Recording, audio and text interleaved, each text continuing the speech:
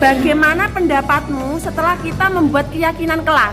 Dulu semenjak belum ada keyakinan kelas, selalu ada pertengkaran, pembulian, dan selalu ada pengecekan orang tua.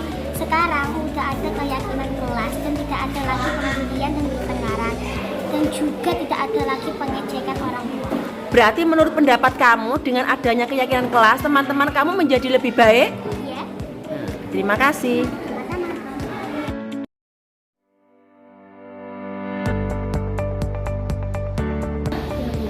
Mana kabarnya? Coba kamu berdiri nak di sini.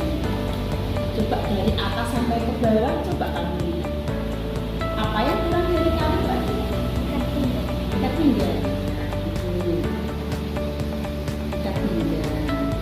Gini nak, kita memanggil kamu bukan berarti kok mencari kesalahan kamu tidak. Ya nak ya. Berbuat salah itu tidak apa-apa kok. Bu guru juga sama seperti kamu, pernah berbuat salah. Salah itu hal yang manusiawi. Semua orang pasti punya salah. Lah Bu guru memanggil kamu bukan kok Bu guru ingin mencari kesalahan kamu, tidak. Tapi Bu guru mencari solusi dari kesalahan yang telah kamu buat. Dengan solusi ini ya, begini. Kamu tidak memakai ikat pinggang, betul? Kira-kira kenapa kamu kok tidak memakai ikat pinggang? Berarti kamu tidak mempunyai ikat pinggang. Kemudian alasannya dari tidak memakai ikat pinggang ya. Dengan kamu tidak memakai ikat pinggang, kemarin kita sudah membuat sebuah keyakinan kelas.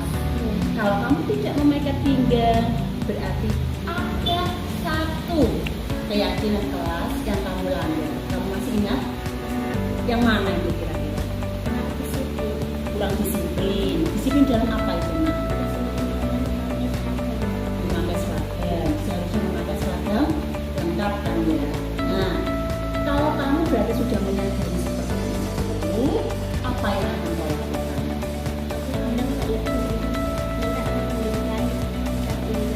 Berarti nanti kamu pulang ini bilang ke ibu untuk diberikan ikat pinggang. Seperti itu ya. Berarti kalau kamu sudah kira-kira kamu mau memberi ikat pinggangnya kapan itu? Nanti pulang sekolah. Berarti besok Bu guru akan melihat Dinar sudah memakai ikat pinggang, ya. Jadi besok dipastikan bahwa benar-benar memakai ikat pinggang. Itu nak Dinar ya? Iya. Ya, baik. Jadi besok Bu guru akan melihat kamu benar-benar seperti itu. Ya sudah.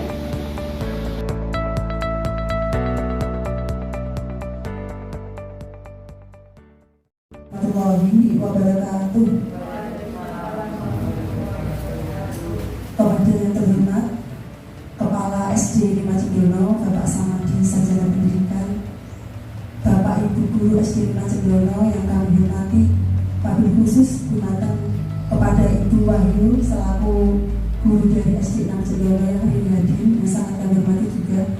Pertama-tama, marilah kita mengucapkan puji syukur atas Allah Subhanahu wa Ta'ala dengan mengucapkan Alhamdulillahirabbil alamin, karena pada siang hari ini Allah memberkahi kita dengan kesehatan sehingga kita pada siang hari ini bisa hadir pada acara diseminasi budaya positif.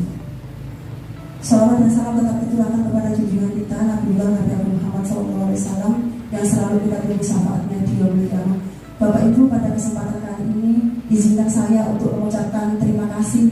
Ucapan terima kasih yang pertama kepada Bapak Samadi selaku kepala sekolah saya yang sampai hari ini memberikan support, memberikan dukungan yang sangat luar biasa sehingga saya bisa sampai di titik ini. Kemudian ucapan terima kasih juga kepada teman-teman karena hari ini dari berbagai acara-acara yang teman-teman lakukan kesibukan dan masih mau menghadiri undangan dari saya ucapkan terima kasih. Demikian juga untuk keluarga, terima kasih ya Ibu dapat datang di SD kami. Baik Bapak Ibu, tujuan saya mengundang Bapak Ibu kemari yaitu diseminasi Bapak Ibu, diseminasi pelimbasan modul 1.4 budaya positif. Karena salah satu tugas di jalan LMS itu harus mendesimasikan materi yang saya peroleh di modul 1.4 budaya positif gitu. Kemudian acara ini, ya, lanjut Bu Mona. Nah, agenda kita pada hari ini yaitu pembukaan, kemudian diseminasi konsep budaya positif, yang ketiga diskusi penerapan dan tanya jawab, yang keempat refleksi, dan nanti yang terakhir yaitu penutup. Topik diseminasi konsep budaya positif ini yang kita pelajari hari ini Bapak Ibu ada 6. Yang pertama yaitu disiplin positif dan nilai-nilai kebajikan universal. Kemudian yaitu yang kedua yaitu teori motivasi, hukuman, dan penghargaan. Kemudian restitusi. Yang ketiga keyakinan kelas. Yang keempat yaitu kebutuhan dasar manusia dan dunia berkualitas. Yang kelima restitusi, 5 posisi kontrol, dan yang keenam yaitu segitiga restitusi. Begitu Bapak Ibu. Kemudian sebelum saya melanjutkan ke materi, saya memiliki sebuah pertanyaan tematik Bapak Ibu. Apakah Anda setuju dengan pernyataan ini? Yang pertama, hukuman dapat mendisiplinkan anak. Kira-kira setuju tidak Bapak Ibu? Hukuman dapat mendisiplinkan anak. Pak Pak setuju ya? Setuju. Kemudian nomor 2, pemberian hukuman dengan hal positif seperti membaca atau membersihkan halaman sekolah dapat meningkatkan disiplin anak. Setuju tidak Bapak Ibu? Setuju juga.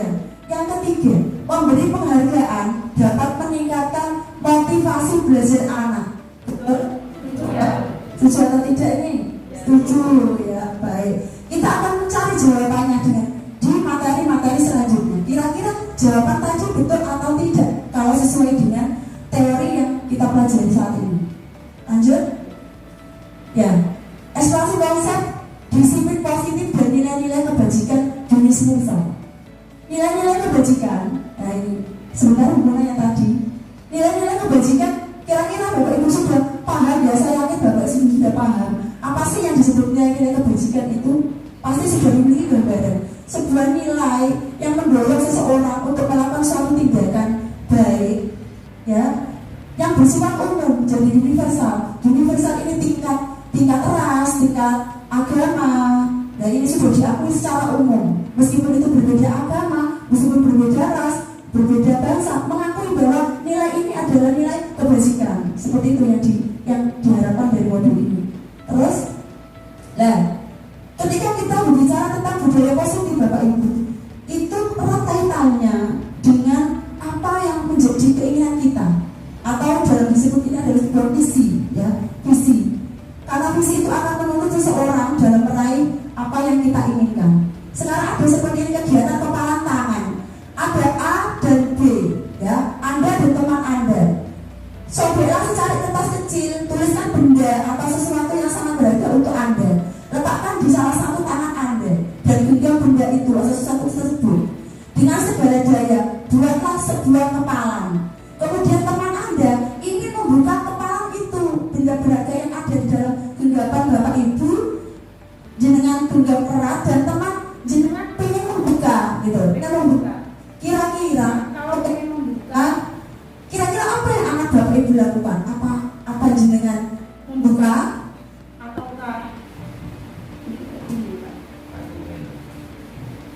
Apakah jenengan akan membukanya ataukah tidak? Nah, pada teman-teman jenengan tadi itu mengancam, membujuk, merayu, dan apa saja yang dia lakukan karena dia juga ingin benda yang ada di dalam genggaman Bapak Ibu, gitu loh. Kira-kira apa ini yang Bapak Ibu lakukan? Membiarkan terbuka atau yowes ini saya kasih ke kamu, atau bagaimana, ataukah ingin tetap menggenggam itu? Itu sudah sama juga yang terjadi. Jadi kita adalah pemilik kontrol Bapak Ibu. Kita ingin membukanya atau kita ingin menutupnya, itu yang mengontrol adalah diri kita sendiri. Ya, sama juga dengan murid-murid kita. Ketika kita mengingat murid-murid kita menjadi anak yang sukses, pembelajaran yang kita lakukan itu sukses atau tidak, bagaimana caranya, itu tentu juga sama dengan kita menggenggam itu. Dan banyak sekali hal yang kita temui, kesulitan, rintangan, tidak semudah membalikkan telapak tangan. Sama juga dengan pendidikan kita ke anak-anak kita. Semuanya butuh proses, semuanya tidak mudah. Tapi kalau kita memiliki komitmen, kita memiliki kontrol terhadap diri kita, apapun yang terjadi kita punya visi dan pasti tidak akan tidak akan membiarkan kepala tangan kita, karena kita sudah memiliki sebuah nilai dan itu yang akan mengawal kita, membimbing kita untuk mewujudkan keinginan kita tadi. Lanjut. Nah, ini juga sama Bapak Ibu, perubahan paradigma teori kontrol. Jadi apa yang ditulis ini berdasarkan riset ya Bapak Ibu. Yang saya tulis ini adalah berdasarkan riset dari Kemdikbudristek, bahwa ilusi guru mengontrol murid itu adalah sebuah ilusi, bukan sebuah kenyataan. Jadi kita sebenarnya tidak bisa mengontrol murid. Kalaupun bisa mengontrol, itu hanya 1-2 kali. Ketika itu dia akan kembali lagi. Seperti saya kemarin, cerita nyata, ketika saya mengontrol anak saya untuk belajar. 1 hari dia belajar, 2 hari belajar. Ketika 3 hari, dia sudah lupa apa yang dikatakan ibunya, gitu loh. Kenapa? Karena dia tidak memiliki motivasi intrinsik dalam dirinya sendiri. Dia membutuhkan orang lain untuk membangun itu. Sama dengan murid kita. Dan tujuan dari pembelajaran salah satu di kurikulum Merdeka ini adalah anak-anak yang merdeka belajar, anak-anak yang memiliki motivasi yang tinggi, memiliki kemauan sendiri untuk belajar tanpa disuruh dari orang lain. Gitu. Teorinya seperti itu. Kemudian yang kedua, ilusi bahwa kritik dan membuat orang merasa bersalah dapat menguatkan karakter. Jadi kalau dikritik, kalau seperti ini, kalau ilusi mengatakan bahwa karakternya kuat, itu juga termasuk sama, ilusi. Yang ketiga, ilusi bahwa semua penguatan positif efektif dan bermanfaat. Jadi penguatan positif efektif dan bermanfaat itu juga sama ilusi juga Bapak Ibu. Dan Bapak Ibu dan tadi setuju, itu juga sama, termasuk ilusi. Dan yang terakhir, ilusi bahwa orang dewasa memiliki hak untuk memaksa, itu juga sebuah ilusi. Kita tidak bisa memaksa orang lain, dia sendirilah yang menentukan jalannya dan memilih kehidupannya. Kita hanya bisa membimbingnya. Lanjut. Nah, ini perbedaannya. Teori ini disampaikan oleh William Glasser, Bapak Ibu. Pencipta teori kontrol ini adalah teori dari William Glasser. Perbedaan antara stimulus respon dan teori kontrol. Jadi kalau dulu kita, ini yang dimutih, ini adalah diri kita, ya. Sama juga seperti saya dulu. Kayak gini, kita mencoba mengubah orang agar berpandangan sama dengan kita. Itu kalau dalam teori stimulus respon. Kita berusaha untuk menyamakan persepsi sama dan tujuannya sama. Ternyata di teori kontrol itu tidak benar. Yang benar adalah kita harus berusaha memahami bahwa pandangan orang lain tentang dunia, bahwa orang lain itu kalau melihat sesuatu juga memiliki pandangan tersendiri, tidak sama dengan diri kita. Itu yang harus kita pahami. Jadi kalau kita menemukan perbedaan, kita harus memahami bahwa dia juga memiliki pandangan gitu. Kemudian yang kedua, perilaku buruk dilihat sebagai suatu kesalahan. Itu juga sama, stimulus respon. Dan kontrol tidak mengatakan demikian. Ketika ada seseorang anak kita, murid kita melakukan sebuah kesalahan, yang harus kita benahi adalah satu, semua perilaku memiliki tujuan. Ketika dia melakukan sesuatu kesalahan, pasti ada tujuannya, ada latar belakang kenapa dia seperti itu. Kemudian yang ketiga, orang lain bisa mengontrol saya, itu juga sama. Yang teori kontrol mengatakan hanya Anda yang bisa mengontrol diri Anda. Terus saya bisa mengontrol orang lain. Ternyata di teori kontrol yang disampaikan oleh William Glasser itu tidak. Anda tidak bisa mengontrol orang lain. Terus pemaksaan Anda pada saat bujukan gagal. Pemaksaan ada ketika bujukan gagal. Ini biasanya kita lakukan. Jadi ketika kita membujuk dia gagal, akhirnya memaksakan. Kamu harus seperti ini, kalau tidak kamu seperti ini. Nah, itu juga. Yang benar adalah kolaborasi Bapak Ibu. Kita menawarkan sesuatu kepada anak-anak kita, kepada murid-murid kita. Enaknya seperti apa, pilihannya seperti apa. Jadi sekarang zamannya kolaborasi Bapak Ibu. Kemudian kalau yang di stimulus respon ada menang ada kalah. Kalau di teori kontrol tidak, semuanya bisa menang. Anak yang tidak pandai pun dia kalau kita bimbing sesuai dengan tujuan pembelajaran sama, dia juga bisa menang dengan cara-cara tersendiri. Lanjut. Nah, ini adalah garis besar teori yang kita pelajari hari ini. Jadi seperti yang saya katakan tadi, bahwa teori kontrol adalah teori pilihan dari Dr. William Glasser. Teori ini dilatar belakangi 4 hal sehingga muncul teori ini. Yang pertama, ini Anda tidak bisa mengontrol orang lain, hanya Anda bisa mengontrol diri Anda. Kemudian semua perilaku memiliki tujuan. Terus yang ketiga yaitu berpikir menang-menang, kolaborasi. Dan yang ketiga yaitu realitas kebutuhan anak. Jadi semua aktivitas yang dilakukan anak, kemudian termasuk pelanggaran-pelanggaran, itu juga salah satu cara pemenuhan anak, kebutuhan anak gitu. Dan lanjut dulu kan.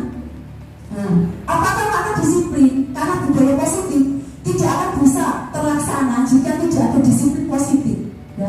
Disiplin dulu, jadi budaya itu sudah membudaya jika sudah ada disiplin.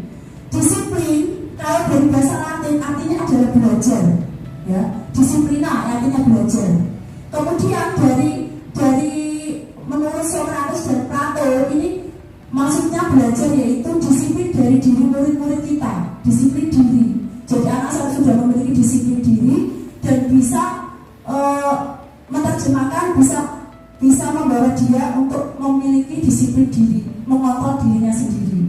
Kemudian yang selama ini disiplin diri membuat orang menggali potensinya. Ketika seseorang memiliki disiplin tinggi, maka dia akan berusaha untuk menggali potensi menuju sebuah tujuan ya, apa yang dia hargai, dan dari nilai-nilai tadi, nilai-nilai universal. Yang terakhir, namun dalam budaya kita makna kata disiplin telah berubah menjadi sesuatu yang dilakukan seseorang pada orang lain untuk mendapatkan kepatuhan gitu. Jadi sama dengan pemaksaan seperti ini. Kalau saya membaca kalimat ini seperti pemaksaan dulu, jadi anak-anak disiplin ya berarti harus tunduk kepada aturan. Kemudian kecenderungan umum untuk menghubungkan disiplin dengan ketidaknyamanan. Ya disiplin, kamu harus disiplin, berarti nanti harus begini. Itu ketidaknyamanan. Bukan dengan apa yang kita hargai atau pencapaian suatu tujuan mulia. Baik, Bu Muna. Lanjut, nilai-nilai kebajikan tadi. Ya seperti yang saya katakan tadi, apa sih nilai-nilai? Dan nilai-nilai ini harus kita kembangkan dalam diri kita, Bapak Ibu. Ya, umpama kita belum punya nilai, kita bisa menumbuhkan ini. Dan ini juga harapan pemerintah supaya murid-murid kita memiliki nilai-nilai ini.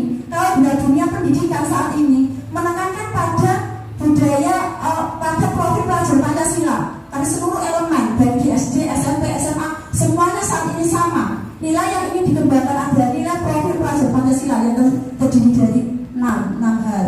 Kalau di kelas 1 dan kelas 4 sudah jelas tercover di dalam elemen dan sub-elemen. Kalau di kelas lainnya yang belum merdeka belajar, ini kita belum memahami tentang elemen dan sub-elemennya. Ternyata itu ada elemen yang harus dicapai dan sub-elemennya bagaimana. Itu sudah tertata dengan rapi di kurikulum Bapak Ibu. Nah, nilai-nilai kebajikan adalah sifat-sifat positif manusia yang merupakan tujuan mulia yang ingin dicapai setiap individu. Nilai-nilai tersebut bersifat universal dan lintas bahasa, suku, bangsa, agama maupun latar belakang. Ya ini nanti tadi nilai-nilai. Kemudian nilai-nilai profil pelajar Pancasila kita sudah hafal dan kita semua sudah mengaplikasikan dalam pendidikan kita. Lanjut, Bu Muna. Dan sekarang ke teori motivasi. Kalau tadi kita mempelajari tentang nilai kebajikan, yang materi selanjutnya itu teori motivasi. Kira-kira motivasi apa yang harus kita lakukan supaya anak-anak memiliki ini? Nah, ini adalah pembelajaran yang menarik karena kita sangat berkaitan dengan materi ini selaku guru. Betul. Jadi teori motivasi perilaku manusia di sini itu ada 3 yang melatar belakangi seseorang melakukan sesuatu. Ya, menurut buku yang saya baca ada 3, Bapak Ibu. Yang pertama, seseorang melakukan suatu tindakan itu karena dia menghindari sebuah hukuman atau ketidaknyamanan. Jadi anak kita, murid kita melakukan ini itu karena takut nanti dimarahi gurunya, nanti saya mendapat hukuman, nanti saya nggak dapat gini. Nah itu yang pertama, jadi menghindari ketidaknyamanan atau hukuman. Ya, itu kalau dalam guru berangkat pagi takut nanti absennya tidak terekam. Tapi insya Allah di sini tidak ada. Seperti itu ya Bapak Ibu. Kemudian yang kedua, untuk mendapatkan imbalan ya. Ternyata salah satu motivasi lagi yang nomor 2 yaitu mendapatkan imbalan Bapak Ibu. Dan ini kenyataan. Coba kalau Bapak Ibu tidak percaya, silakan melakukan pengamatan kepada murid-murid kita. Jadi kadang-kadang murid-murid kita melakukan sesuatu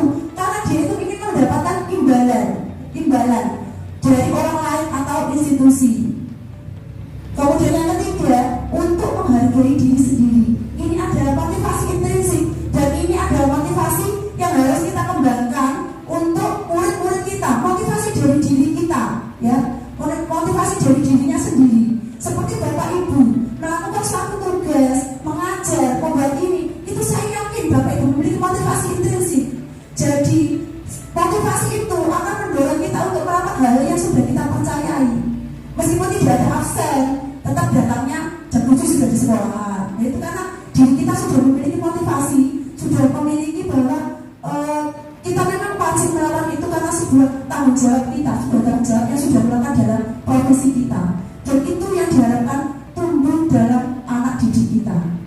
Lanjut. Nah, Bapak Ki Hajar Dewantara mengatakan, merdeka menurut Ki Hajar Dewantara, merdeka itu artinya tidak hanya terlepas dari perintah, tapi akan tetapi juga cakap untuk memerintah diri sendiri. Seperti tadi, motivasi intrinsik. Saat seseorang memiliki motivasi intrinsik, dirinya sendiri yang memerintah dirinya sendiri. Saya harus belajar untuk ini, karena dia menyadari bahwa belajar itu penting. Nah itu ini. Itu juga yang dimaksudkan dengan Ki Hajar. Cakap untuk memerintah dirinya sendiri. Ya, ini ada pada bukunya beliau cetakan kelima 2013 halaman 469. Lanjut. Nah, kemudian solusi lagi Bapak Ibu, ketika kita membuat disiplin, kata disiplin tadi dalam kelas kita, disiplin positif, itu juga ada satu tawaran yang disebut dengan restitusi. Restitusi adalah proses menciptakan kondisi bagi murid untuk memperbaiki kesalahan mereka sehingga mereka bisa kembali pada kelompok mereka dengan karakter yang lebih kuat. Mereka memiliki salah dan kita membimbing mereka sehingga mereka itu bisa kembali ke jalannya dengan sesuatu yang lebih baik, gitu. Kalau selama ini umpamanya ada anak bersalah, apa minta maaf. Nah, kalau minta maaf saja, dia tidak akan bisa kembali menjadi orang yang baik karena hanya maaf tidak akan menyelesaikan solusi. Harus ada solusi. Dan itu kita yang membimbing mereka, membimbing supaya dia bisa menemukan solusi sendiri. Lanjut, Bu Muna. Nah, kemudian ciri-ciri restitusi bukan untuk menebus kesalahan, namun untuk belajar dari kesalahan dan memperbaiki hubungan. Tawaran, jadi tidak ada kamu harus begini ya, tidak ada Bapak Ibu, bukan paksaan karena ini tawaran. Restitusi menuntut untuk melihat ke dalam diri. Kemudian restitusi mencari kebutuhan dasar mendasari tindakan. Restitusi diri adalah cara yang paling baik. Restitusi fokus pada karakter bukan tindakan, dan restitusi fokus pada solusi. Restitusi mengembalikan murid yang berbuat salah pada kelompoknya. Ya baik, lanjut. Sekarang keyakinan kelas. Kelas adalah bagian terkecil dari organisasi di sekolah. Ya, jadi di sini membuat sebuah keyakinan kelas. Mengapa kok tidak peraturan saja? Mengapa harus keyakinan kelas? Hal itu sejalan dengan tiga hal ini Bapak Ibu. Mengapa kita memiliki peraturan harus menggunakan helm bila mengendarai mengendarai kendaraan roda 2? Kenapa? Kemudian mengapa kita memiliki peraturan 3M dan lain-lain? Ya ini sama. Ketika seseorang memiliki sebuah keyakinan tadi, meskipun tidak ada polisi, ketika dia pergi ke kota atau pergi jauh, pasti menggunakan helm. Enggak betul. Karena dia sudah meyakini bahwa helm itu untuk keselamatan. Sama. Lanjut, Bu Muna. Nah, ini secara diagram lingkarannya seperti ini. Jadi membuat peraturan kelasnya sudah dirubah supaya anak-anak lebih meyakini tentang suatu nilai, dirubah menjadi keyakinan kelas. Kemudian keyakinan kelas ini kalau dilakukan semua kelas sudah menyelenggarakan ini, maka akan membentuk sebuah lingkungan yang positif, lingkungan yang mendukung anak-anak supaya bisa belajar secara maksimal. Sehingga kalau semua warga sekolah sudah lingkungannya sudah positif, Bapak Ibu gurunya juga sudah melakukan hal yang positif, akan tercipta sebuah budaya positif yang ada di sekolah tersebut. Lanjut. Nah ini contoh membuat kesepakatan kelas. Yang mana yang merupakan keyakinan kelas? Nah ini kesepakatan kelas. Datang tepat waktu, mengucapkan salam, menjaga kebersihan sekolah, kemudian berdoa sebelum dan sesudah, aktif dalam pembelajaran. Ini adalah yang disebut dengan apa tadi? Kesepakatan kelas. Nah, kalau yang ini kami guru dan murid yang saling menyayangi. Jadi keyakinan kelasnya begini Bapak Ibu, kami guru dan murid yang saling menyayangi. Tidak ada kata harus datang tepat waktu atau begitu, tidak, tapi dibuat kalimat yang lebih positif. Tidak ada unsur paksaan. Kembalikan buku pada tempatnya, itu juga termasuk jenis paksaan. Dibuat dengan bahasa yang lebih positif. Kamu murid yang semangat kamu murid yang peduli dengan teman-teman dan lain-lain. Ya, betul. Nah, kira-kira ini nilai mana Bapak Ibu? Kira-kira kalau di dalam kelas kita melaksanakan ini, kira-kira nilai apa yang ingin kita kembalikan dari murid-murid kita? Selalu kembalikan buku ke tempatnya. Kira-kira kelas apa yang ingin kita tanamkan untuk murid-murid kita? Nilai apa tadi? Nilai kita tadi kan sudah mempelajari nilai universal. Kalau kita menanamkan ini di dalam kelas kita, selalu kembalikan buku ke tempatnya. Berarti kita sudah berusaha membawa anak untuk memiliki sebuah nilai. Nilai apa itu Bapak Ibu? Apa nilai? Bisa jadi nilai tanggung jawab, supaya anak memiliki tanggung jawab. Kemudian dilarang mengganggu orang lain. Nilai apa itu? Nilai kasih sayang, ya Pak Kolesnal. Nilai menghormati orang lain. Hadir di sekolah 15 menit sebelum pembelajaran dimulai. Nilai kedisiplinan. Kemudian dilarang menggunakan narkoba, ya, kesadaran diri, pentingnya kesehatan, bergantian atau menunggu giliran, menggunakan masker, jangan berlari di kelas atau koridor. Ya, ini sama. Jawabannya ada di slide selanjutnya. Nah, ini yang nilai yang ingin kita tanamkan kepada murid-murid kita. Tanggung jawab, menghormati orang lain, dan keselamatan, kesehatan. Jadi ini ada nilai-nilai yang ingin kita kembangkan. Mungkin anak-anak belum memiliki ini, tapi sekolah adalah tempat mereka belajar. Maka di sekolah ini kita harus menanamkan nilai-nilai kebaikan itu. Lanjut. Nah, sekarang yang ketiga dia bertanya tadi Bapak Ibu. Jadi berdasarkan riset, ya, dihukum oleh penghargaan. Ini kok bisa ya penghargaan menghukum? Ini Bapak Ibu. Jadi penghargaan yang kita berikan ke anak-anak itu sebenarnya kalau menurut teori kontrol dari William Besser itu tidak bagus. Karena satu, ini berdasarkan teori riset, sudah berdasarkan teori riset. Satu, pengaruh jangka pendek dan jangka panjang. Ketika anak-anak kita beri penghargaan, itu hanya efektif dan jangka pendek saja. Umpamanya kamu belajar, kalau nanti kamu juara ini, nanti kamu akan saya beri hadiah uang. Umpamanya pada waktu lomba kita memberikan, nanti kalau kamu menang, kamu nanti saya beri kasih lomba. Itu hanya efektif dan jangka pendek Bapak Ibu penghargaan itu. Karena ketika sesi itu sudah selesai, mereka sudah tidak akan melakukan hal serupa. Dia hanya ingin kalau ada penghargaan tadi, dia berusaha memperoleh penghargaan tadi yang diberikan oleh gurunya. Ketika sudah tidak diberikan, ya dia tidak mau lagi, gitu. Jadi penghargaan kurang efektif. Yang kedua, penghargaan menghukum. Kok bisa penghargaan menghukum? Ketika itu begini cara kronologinya. Ketika seseorang itu mendapatkan penghargaan, sedangkan dia kurang menyukai itu, maka ini akan menjadi sebuah momok, sebuah beban. Aduh, umpamanya Bapak Ibu secara tidak langsung menang guru berprestasi umpama. Kan mendapatkan penghargaan itu sama juga dengan hukuman. Karena kita nanti beban, yang menjadi guru berprestasi. Nanti kalau tidak bisa seperti apa? Jadi sama dengan kayak guru pembela. Kayak seperti itu, ya. Terus lanjut, penghargaan mengurangi ketepatan, ya. Jadi kemarin itu berdasarkan riset yang dilakukan oleh Kementerian Dikti, ada 8 orang Bapak Ibu. 8 orang anak berusia 9 tahun, ya.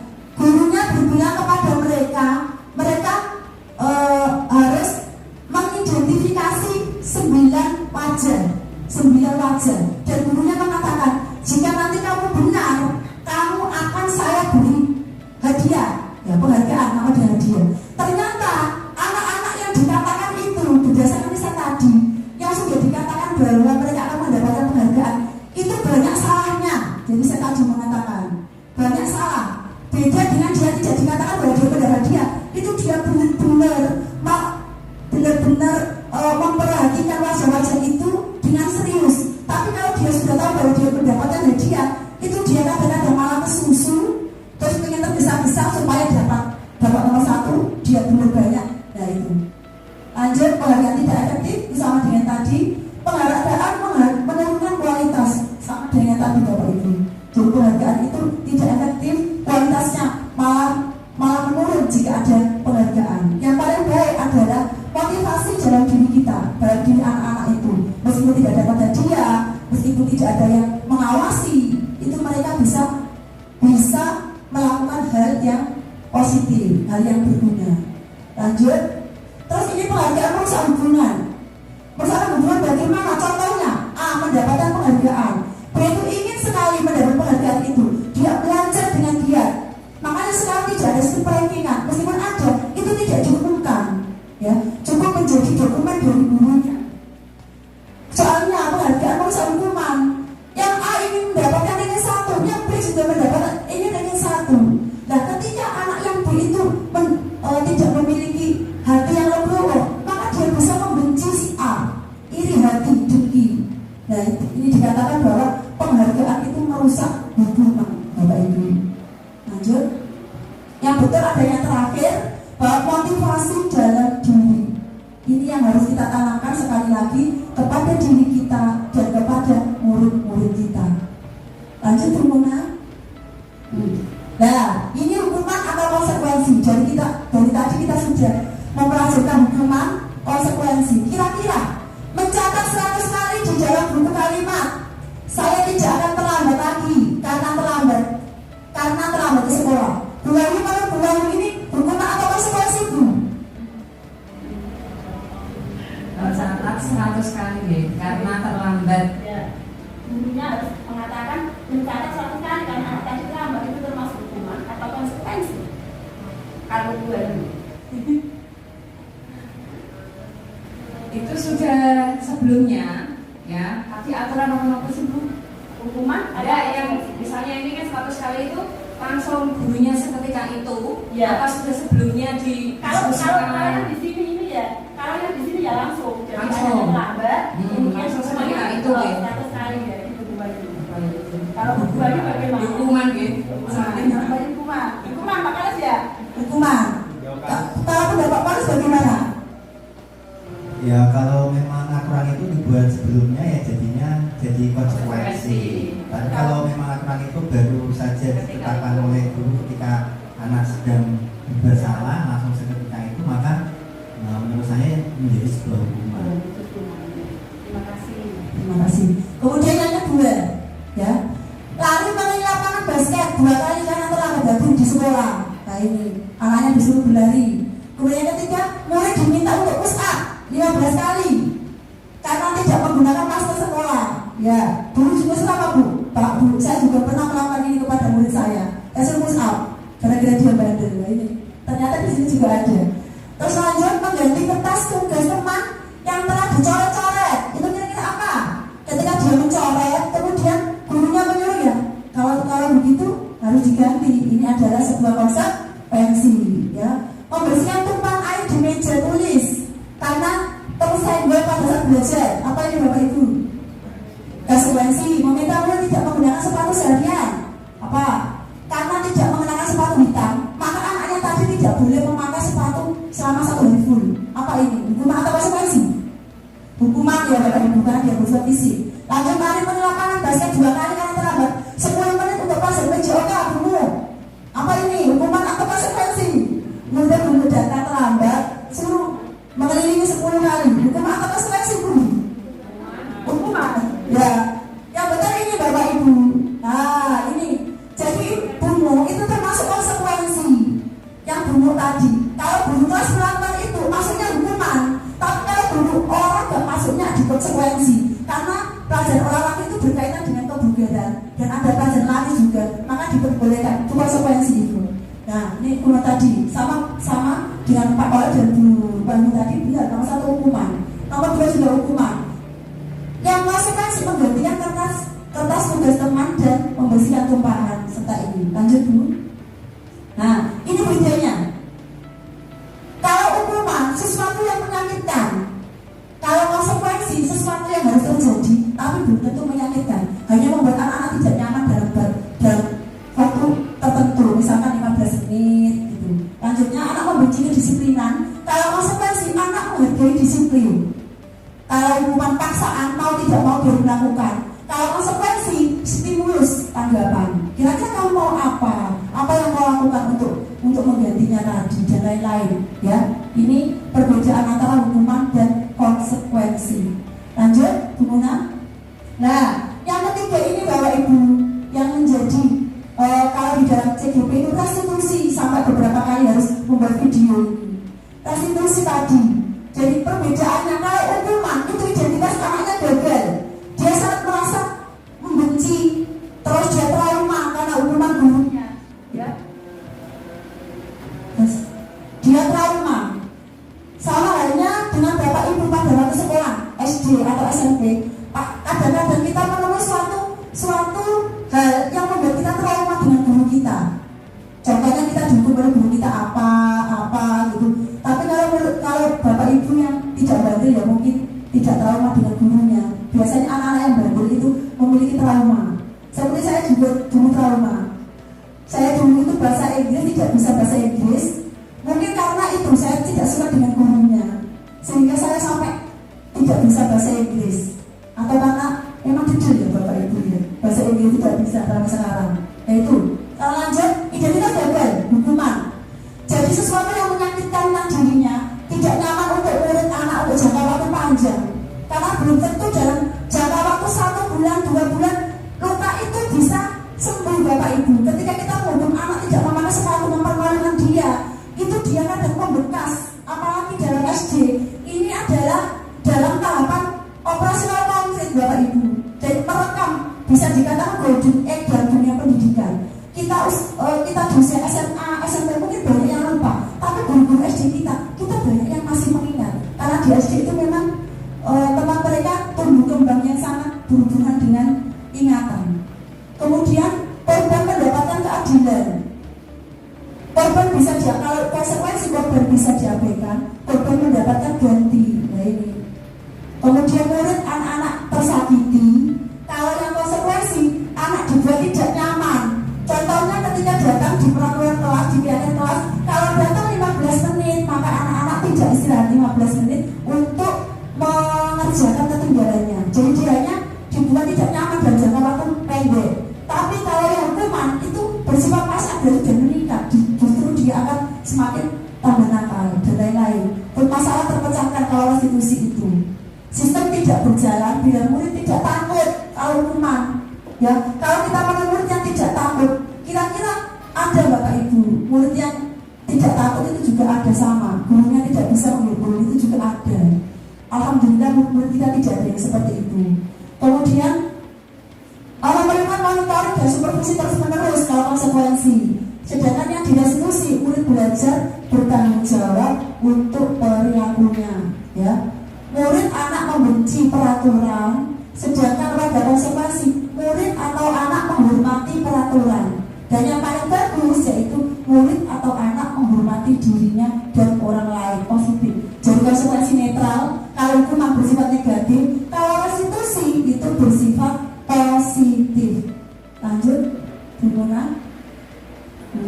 Nih, ini juga hal penting. Kebutuhan dasar manusia dan dunia berkualitas. Seperti yang dikatakan tadi bahwa kita teori Moller mengatakan bahwa setiap tindakan itu memiliki sebuah apa tadi? Teori Moller mengatakan bahwa setiap tindakan memiliki alasan. Ya ini, ya. Ternyata di dalam teori Moller itu mengatakan ada 5 kebutuhan dasar yang berlaku untuk semua orang, termasuk murid-murid kita. Ya, yang pertama yaitu bertahan hidup. Ya, kalau kita menemukan anak-anak kita, murid kita, umpamanya mengantuk, tidak fokus pelajaran, bisa jadi karena kebutuhan bertahan hidupnya tidak terpenuhi. Bisa jadi mereka tidak sarapan dari rumah, gizinya mereka tidak umpamanya hanya makan nasi dengan kerupuk atau apa. Ini bertahan hidup berkaitan dengan zat-zat gizi yang dibutuhkan oleh tubuh. Kemudian yang kedua yaitu kasih sayang dan rasa diterima. Murid-murid kita juga harus memiliki ini, Bapak Ibu, membutuhkan ini. Ternyata sebuah kebutuhan, kasih sayang dan diterima. Ini biasanya ciri-cirinya murid-murid kita suka bergaul, suka memiliki teman, dia anak yang ceria. Ini berarti dia memiliki kebutuhan kasih sayang yang tinggi. Kemudian penguasaan ini berkaitan dengan sebuah materi yang dia kuasai. Dia ingin menunjukkan ke teman-temannya, dia gengsi apabila dia tidak bisa. Contohnya ada anak yang bete, datang ke rumah ditanya ibunya, kenapa kamu hari ini kok murung? Dia mengatakan, hari ini masa bu, saya dapat ulangan 3, malah diberitakan ke teman-teman saya satu kelas. Nah, karena dia memiliki kebutuhan ini, kebutuhan penguasaan, dia ingin dilihat teman-temannya sebagai anak yang mampu, gitu. Kemudian yang lanjut yaitu kebebasan, ya. Ternyata murid-murid kita juga memiliki kebebasan. Kebebasan di sini apa? Pilihan, ya. Umpama mengerjakan ini, mengerjakan matematika bisa diberikan dengan 2 cara. Misalnya boleh cara ini, terus kalau KPK bisa tidak dengan cara kelipatan boleh, dengan kelipatan boleh, bebas silakan. Kalian boleh menggunakan berbagai cara yang kalian sukai. Ataupun bosan belajar di dalam kelas, kita bisa juga belajar di dalam luar kelas gitu. Kemudian ini adalah kesenangan. Nah ini, kadang-kadang anak-anak kita itu kesenangannya kadang terbonjol. Kemarin mulai saya dijaga, katanya, ya saya hanya bersenang-senang bu, gitu. Dia ke temannya, itu karena dia butuh kesenangan. Kalau kebutuhan itu tidak tercover, tidak terpenuhi dan tidak bisa dialihkan ke hal yang baik, maka malah akan menjadi hal yang negatif. Lanjut. Sekarang posisi kontrol kita sebagai guru. Posisi kontrol kita sebagai guru. Ya, ini. Yang pertama, kita guru Bapak Ibu. Jadi ini adalah posisi kontrol yang sering kita lakukan di dalam kelas. Ya, ada 5. 1 penghukum, ya, penghukum. Kemudian membuat orang merasa bersalah. Itu juga posisi yang sering kita lakukan. Kemudian yang ketiga, kita bisa memposisikan diri kita sebagai teman. Yang keempat sebagai pemantau. Dan yang paling terakhir menduduki piramida itu adalah sebagai manajer. Harapan pemerintah di buku yang saya pelajari itu Bapak Ibu guru bisa memiliki nilai manajer. Harus menghindari yang penghukum. Ya, hukum tadi, contohnya anak data terlambat kita suruh apa, itu termasuk penghukum. Kenapa? Karena ngadik menunjuk-nunjuk, umpamanya guru menunjuk-nunjuk, Hardi begini malam-malam di dalam kelas, menghukum mereka, itu sama dengan penghukum Bapak Ibu. Terus guru berkata, kalau kamu tidak melakukan, awas ya, rasakan. Nah, ini juga sama. Ini posisi penghukum. Hasilnya apa? Anak-anak memberontak, menyalahkan orang lain, dan kadang dia berbohong. Untuk menutupi kesalahannya dia berbohong, karena dia takut akan hukuman, dia tidak jujur lagi. Kemudian kaitannya dengan dunia berkualitas, murid melawan guru di luar dunia berkualitas mereka, gitu. Terus murid berkata, biarin saja, nanti juga marah-marah lagi. Nah, gitu. Kita marah, besoknya anak-anak kita mau gitu, besok juga marah-marah. Memang guru sukanya marah-marah, nah, gitu. Terus dampak pada murid, mengulangi kesalahan lagi. Kalau dia menghukum, bisa jadi besoknya dia tidak kapok, bisa lagi dia melakukan hal yang sama. Kemudian membuat orang merasa bersalah. Ini biasanya guru mengatakan ini, ibu kecewa sekali sama kamu. Nah ini, akhirnya anaknya merasa down. Aduh, saya sudah membantu guru kecewa. Kamu bagaimana sih? Sudah saya katakan berkali-kali, kok masih saja seperti itu? Tunggu sampai terus dodo. Nah, itu juga sama, membuat merasa bersalah. Jadi anak-anak kita itu merasa bersalah, itu juga tidak baik. Kemudian kamu seharusnya, kamu sudah tahu ibu lelah sekali mengatakan, ibu stres. Nah ini juga anaknya juga sama, merasa bersalah karena membuat gurunya stres. Kemudian menyembunyikan, dampaknya apa hasilnya? Menyembunyikan sama, menyangkal dan berbohong. Ya, murid meletakkan guru di dunia berkualitas mereka tadi di dalam, karena dia takut membuat kesalahan sama gurunya, membuat orang merasa bersalah gurunya, maka dia melakukan itu. Kemudian maafkan saya guru, dia mengatakan demikian karena dia merasa bersalah tadi, maafkan saya. Nah, lanjutnya merasa merasa rendah diri, merasa dia tidak berhasil, rendah diri Bapak Ibu dia, karena dia sudah mengecewakan gurunya, dia tidak berhasil. Itu.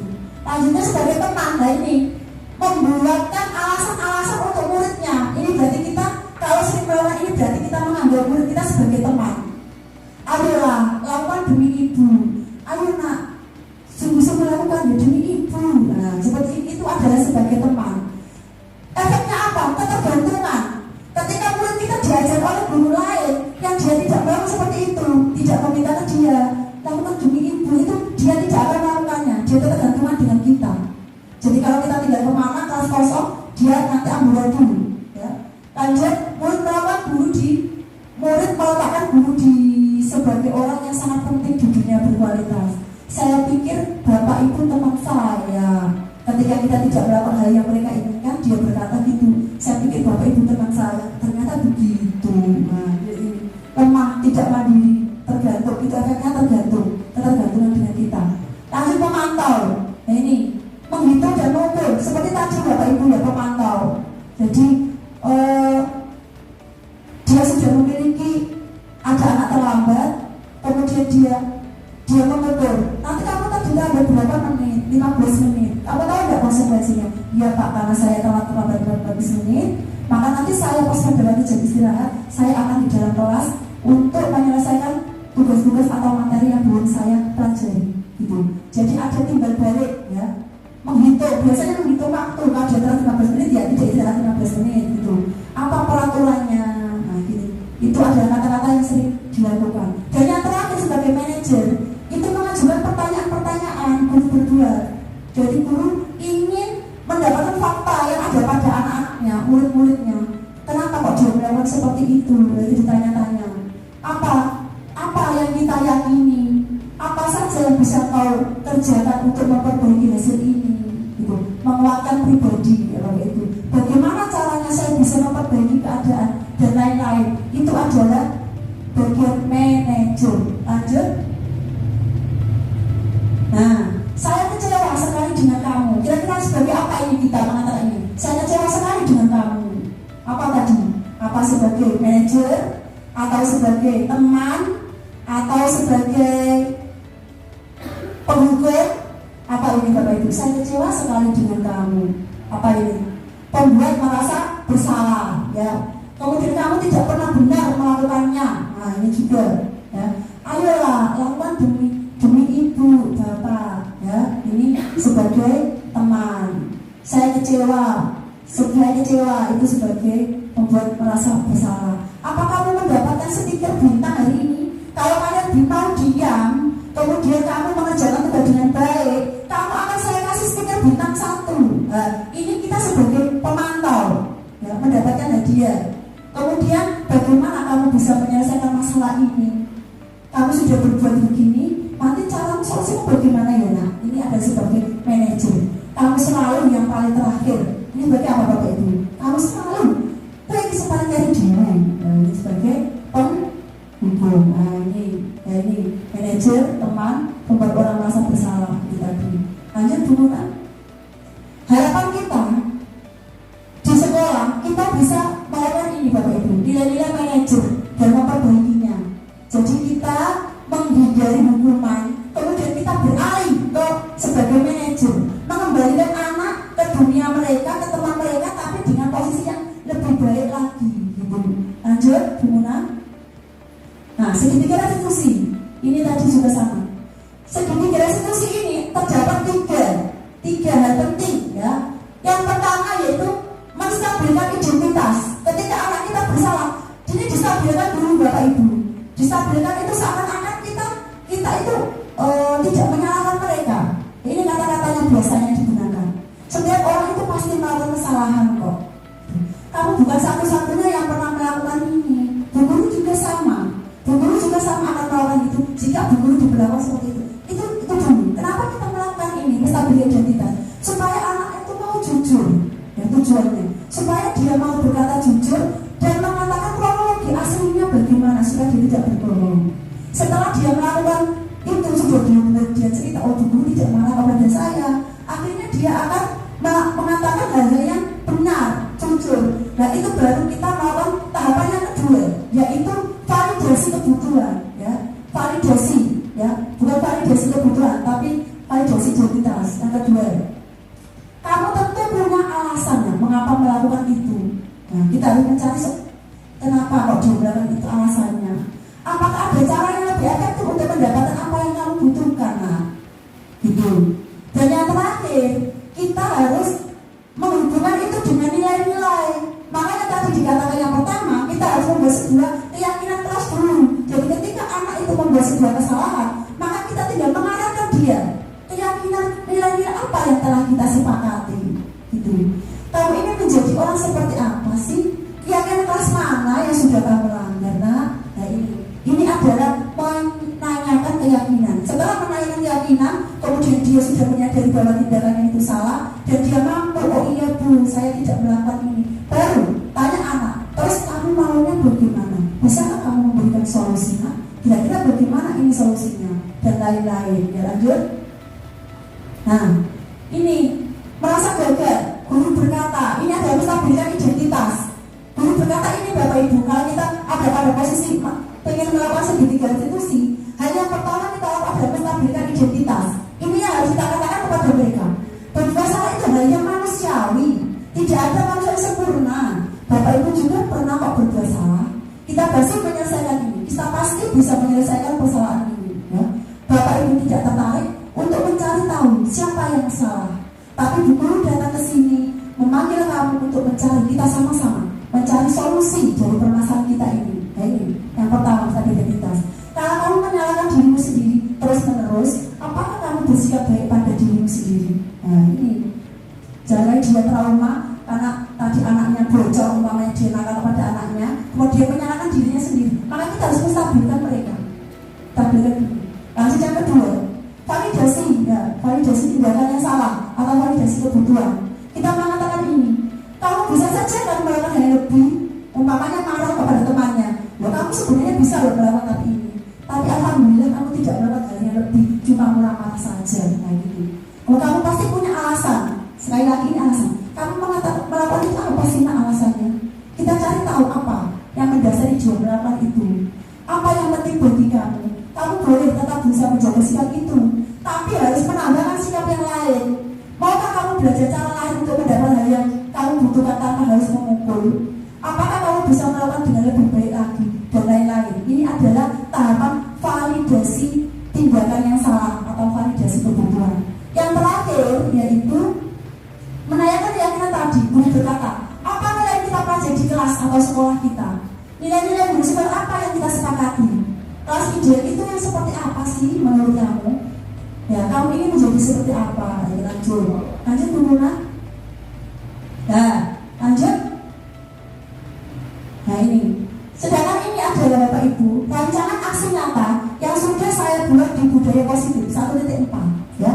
Dalam membuat keyakinan kelas, dalam aksi nyata modul 1.4 ini, saya membuat yang pertama yaitu membuat sebuah keyakinan kelas bersama murid-murid saya.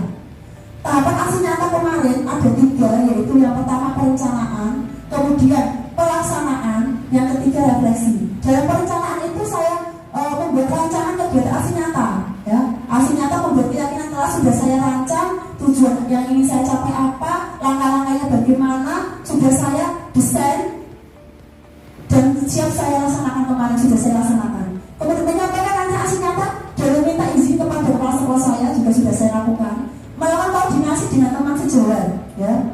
Karena dalam melakukan aksinya, dalam melakukan sebuah keyakinan kelas itu sebaiknya semua kelas bersama-sama melakukan sehingga ekosistem di sekolah itu sama.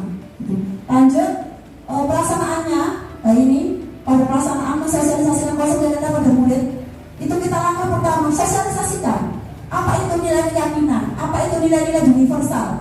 Anak-anak pasti bisa menjawab nilai-nilai apa yang sudah kamu pelajari, sudah kamu pahami. Kemudian murid bercurah pendapat tentang kegiatan, tentang suasana kelas impian mereka. Kamu kira-kira ingin kelas yang seperti apa? Coba tuliskan. Kamu ingin kelasmu yang bagaimana? Curah pendapat. Kemudian guru meminta murid untuk menuliskan satu suasana kelas, terus menulis secara bergantian maju untuk mengutarakan kelas impian mereka. Dan guru mengelompokkan keyakinan kelas yang sudah ditempel sesuai dengan nilai-nilai kebajikan. Dan bersama dengan guru, murid meninjau kembali keyakinan kelas yang terbentuk dan menyalinnya di kertas karton dan ditandatangani semua Bapak Ibu. Dengan tanda tangan mereka akan tahu, oh ya kamu sudah setuju dan kamu tanda tangan di sana berarti kamu sudah menyetujuinya. Kalau bisa keyakinan kelas jangan dibuat banyak-banyak supaya anak-anak mudah dalam mengingat. Kalau kamu buahnya nanti dia lupa keyakinan kelas apa saja lupa. Biasanya terdiri dari 4 sampai 5 dulu. Kemudian menempel keyakinan kelas di dinding kelas. Dan yang terakhir yaitu melakukan evaluasi. Lanjut. Nah, ini lakukan dokumentasi foto Pada waktu itu saya menyampaikan rancangan kepada kepala sekolah saya ya, tentang rancangan keyakinan kelas itu kepada Bapak Samadi. Kemudian saya juga meminta masukan dari teman-teman saya, itu sudah ada fotonya, koordinasi dengan teman sejawat. Lanjut, kemudian ini ada sarana prasarana yang saya butuhkan, ada kertas karton, ada kertas tempel itu, dan ini adalah sosialisasi konsep keyakinan kelas kepada murid. Jadi saya sosialisasikan dulu keyakinan kelas itu seperti apa. Saya mulai dengan nilai-nilai dulu supaya anak tahu nilai-nilainya apa yang harus kita percaya dan kita laksanakan. Tuh. Lanjut, Bunda. Nah, ini dokumentasi saya pada waktu anak curhat pendapat. Ternyata anak-anak di kelas saya, kelas 5 itu paling banyak kasusnya itu ingin saling menghormati Bapak Ibu. Karena ternyata kelas 5 itu banyak yang mencemooh bapak-bapaknya. Jadi bapaknya ini terus ilok-ilok bapaknya itu ternyata. Jadi semuanya hampir ingin teman-temannya itu saling menghargai dan menghormati, tidak menjelek-jelekan orang tua. Nah, itu mereka ingin keadaannya seperti itu di kelasnya. Akhirnya itu kita tempelkan menjadi keyakinan kelas, yaitu saling menghormati, tidak ada yang boleh menghina orang tua. Ya, ini dibacakan, kemudian ditempel di dalam, tempel di papan tulis. Lanjut bunyinya. Ini tempelannya anak-anak, kemudian sudah menjadi keyakinan kelas dan saya foto. Lanjut. Ini ternyata mereka senang dan mereka bisa mengungkapkan apa keadaan yang mereka inginkan, kelasnya bagaimana. Itu mereka diajak berbicara, bukan paksaan, karena kelas itu ada pilihan. Kita memberikan anak yang mengerjakan, anak yang membuat, dan mereka yang harus mengerjakan itu karena mereka yang sudah membuat. Seperti itu pilihan Bapak Ibu. Lanjut. Nah, sekarang masih kita diskusi. Videonya klik Pak.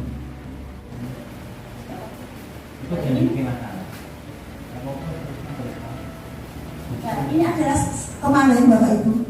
Jadi murid saya setelah membuat keyakinan kelas, biasanya dia tidak memakai ikat pinggang, ya. Dia tidak memakai ikat pinggang. Sebenarnya saya mengamati dia itu sudah sangat lama. Dari kelas 4 dia tidak memakai ikat pinggang. Akhirnya kemarin setelah ada keyakinan kelas, saya panggil dia, coba berdiri. Nah, ini menstabilkan identitas. Bu guru di sini tidak bermaksud untuk mencari kesalahan kamu kok, Nak. Tapi Bu guru ingin mencari solusi seperti itu. Mencari solusi dari apa yang telah kamu lakukan.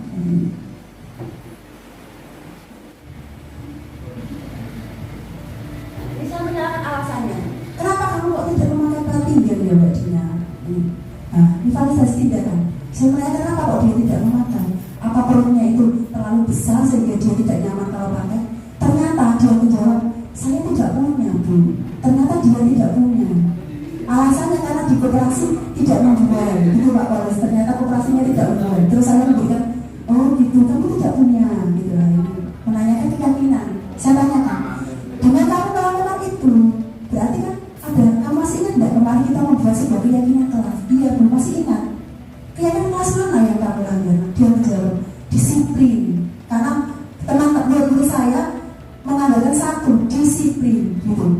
Dari sana dia sudah bisa menjawab disiplin. Disiplin dalam apa itu? Ya dia kan menjawab. Kita hanya menanyakan, menstimulus dia. Dia jawab disiplin dalam berpakaian.